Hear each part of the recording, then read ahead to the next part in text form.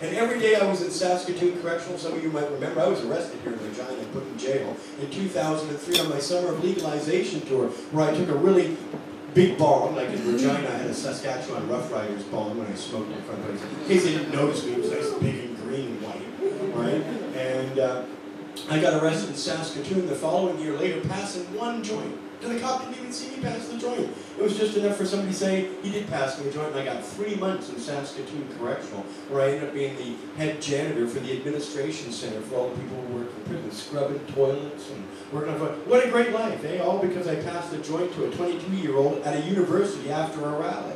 Right? You can get bad things happen to you for just one joint. You meet a lot of people that even tell you, oh, nobody goes to jail for a joint. Yeah, I was scrubbing toilets ripped away from my family for a 3-month sentence because of one joint.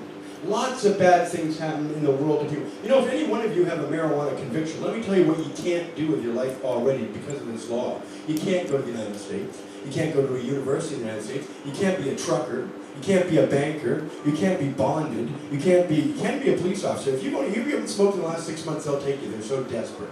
I'm so pleased to hear that cops are so desperate they're even willing to take potheads. Right? Now, I'd like to know what kind of pothead would all of a sudden sell out his whole value system so he can become a fascist motherfucker who wants to make people's lives ruined. Right? Because that's what any police officer, that arrests you is trying to ruin your life. Because what kind of people are they? Like, let's look at the Prime Minister, Stephen Harper, who a lot of people in Saskatchewan voted for in the Conservative Party. The man he was actually asked once, have you ever smoked marijuana, Mr. Harper? And you know right off he's never smoked it because nobody could be as anal retentive as he is and then smoke marijuana, okay?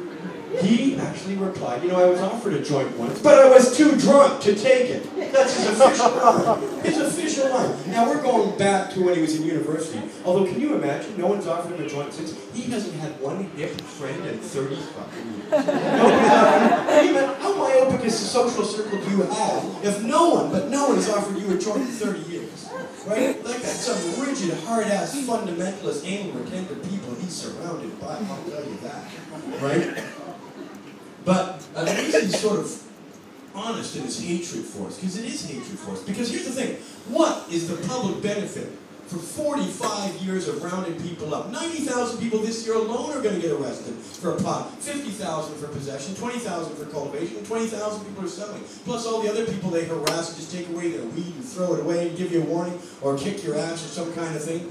90,000 people this year in this country will be arrested and convicted of marijuana offenses, and we've got 2 million people, billions of dollars in it. What was the public benefit? I mean, at least if you say taxes are high, you're not paying any taxes yet, but if you're saying taxes are high, I could come back as a politician and say, well, at least get sidewalks, at least you got roads, at least you get free health care, and we could have a debate about the value of your money. But what the hell did anybody get for billions of dollars and millions of people's heartache and ruin their lives with a marijuana conviction? What was the benefit? What did anybody get? Nothing. There is no benefit whatsoever, and there never has been. And yet you ask a politician, what's the benefit of this prohibition that's just draining this country, just filling jails, ruining lives? What is the possible benefit? They don't even have an answer. So the first thing you do next election, and you've got conservative members of parliament here who are responsible for this prohibition, you ask them, what is the public benefit for 45 years, billions and billions of dollars, and 2 million people compromised with criminal records? What was that benefit? There is no benefit. It's pure, unadulterated hatred.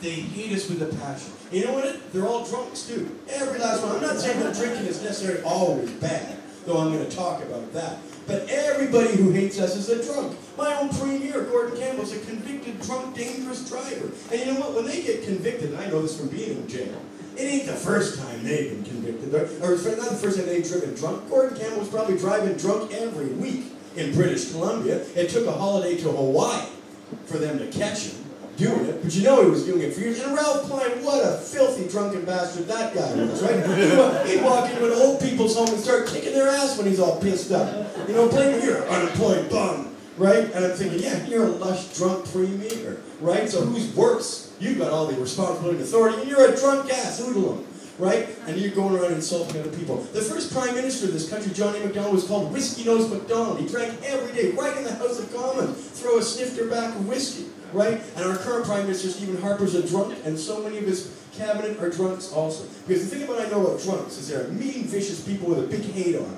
You know, they drink, they get angry, they get mangy, I'm not surprised someone's boinking his wife in the RCMP. Did you know that? No, you never hear about that. But earlier this year, the RCMP security detachment's somebody's been having sex with the Prime Minister's wife, having an affair with him for several months. And you know what? I think it's made him really pissed off. With us! Look at us, the only person he's picked on in the last year, not the RCMP. We hate them, he should hate them too, but he doesn't. So he's taking it out on us. He's got laws that are going to make the cannabis culture suffer enormously in the next few months if it passes the Senate. And what's all that do? It's just pure hatred. Not a single public policy to justify prohibition. No reason. You know what? The marijuana plant is the greatest plant ever put on this earth. Wait till I tell you all the incredible things that have happened historically and are happening right now. For example, just in your own health, if you smoke a joint every day after age 52, you're never going to get Alzheimer's disease. Never, never, never.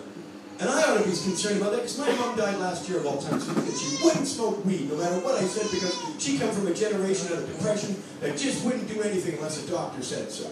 Even her own son, I couldn't convince her to smoke marijuana, and then she died of Alzheimer's disease and saw that deterioration happen before my eyes over 6 years.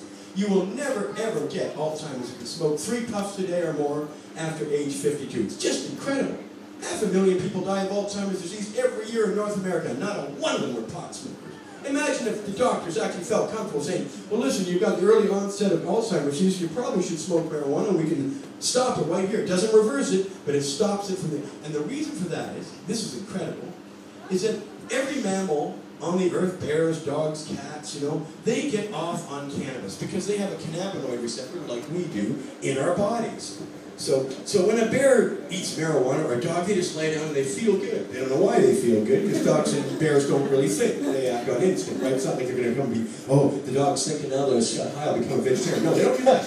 They just feel, really good. And they have a cannabinoid in their body to help them feel good. Well, we have that same cannabinoid receptor in our body. So when someone, say, with Crohn's disease smokes a joint, and their bowels, which are normally on fire, like there's glass going through there, it calms and soothes the body so that we get a desirable result, and that's what the cannabinoid receptors in our body help facilitate. Well, we have something very special. We have cannabinoid receptors in our brain. In our brain to stimulate our thinking, to raise our consciousness, to make our brain see things we've never seen before. And that's why we're hated and despised. Because, as you know, most of you started smoking pot, if you started smoking pot, when you were in grade 8 or 9. That young. I didn't even start till I was 22. I'm a late bloomer. But I've been making up for lost time for the last 30 years. Right? Our cannabinoid receptor in our brain is an amazing thing. Because as soon as you smoke marijuana in that grade 8, all of a sudden you realize, holy shit, everything I've been told is bullshit. It is. You're thinking, my parents are the most lying, hypocritical bullshitters I've ever met. And then you think you go to school after you've been smoking for a few days and you listen to your teacher and you go, oh my God, it's all lies. It's all lies. Everything he's ever said to me about drugs is a lie. Everything they ever told you about the history of this country is a lie. And this province, my new province of British Columbia, my home province of Ontario, we're all the result of genocide. We all did only 150 years ago to 120 years ago here, a calculated genocide to conquer this area so we could come here and live like this. Pretty damn good. They don't tell you that in your textbooks that this whole country was taken by genocide. I was in Halifax, I was speaking beside a statue of General Cornwallis. He was responsible for just 3 genocides alone in his time as governor of Halifax, governor of Nova Scotia. He got rid of the Acadians, expelled them 5,000 miles away, all 20,000 of them. And then he wiped out most of the native tribes and anybody else he could get his hands on that wasn't white and English speaking. That's the whole history of this country. You don't hear that, because then you'd be ashamed of your country, which you ought to be in a lot of ways of the past. The past is full of shameful, horrible things, and you never hear any of it. And just like the mathematics you learn, calculus and algebra, you're never going to need to know any of that. It's just all nonsense. What you need to know is how the fuck do they charge 24% of these credit cards? That's what you need. Those are the numbers you need to know. Money, credit cards, who's screwing you and who's ripping you off. And they're all ripping you off. Because everything you've been told is a lie. I'm going to tell you how great cannabis is, and I'm going to tell you about everything else out there that's designed to poison you, kill you, debilitate you, and basically mislead you into a life of bad health and bad decisions.